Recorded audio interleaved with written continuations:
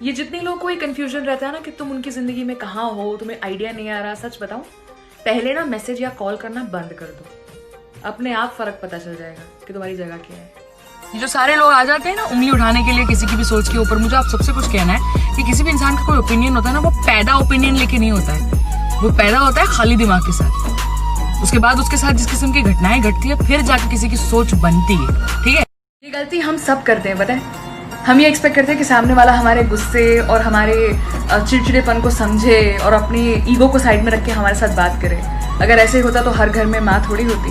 ایسا ہے نا کہ لوگ جاتے ہیں نا زندگی سے تو وہ نارمل بات ہے, بہتوں کی زندگی میں سے, مطلب ہر کسی کی زندگی میں سے لوگ جاتے ہیں, لیکن سالا رہ کیا جاتا ہے کہ وہ جس طرح سے گئے وہ یاد رہ جاتا ہے. وہ تمام لوگ جو بہت ساری تیاریاں کرتے ہیں گھر سے نکلتے وقت, اپنے بال صحیح ہیں یا نہیں, اچھے دکھ رہے ہیں یا نہیں, کپڑے برانڈڈ ہیں یا نہیں, آپ اپنی باتوں اور اپنے برتاؤ سے جانے جاتے ہو. یاد دلا دو, کسی کی صورت پسند آ جانا اس کا مطلب تمہارے پاس آنکھیں ہیں, لیکن اگر تمہیں کسی کی سیرت پسند آ گئی اس کا مطلب تمہارے پاس نظر ہے. آنکھیں ہونا ایک الگ بات ہوتی ہے, لیکن نظر ہونا ایک الگ بات ہوتی ہے.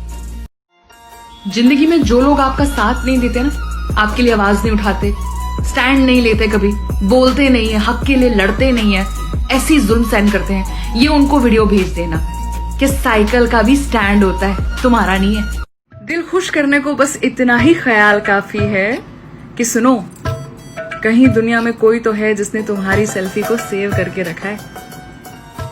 کھا لو جتنے بادام کھانے ہیں, عقل تو دھوکے کھا کے ہی آتی ہے.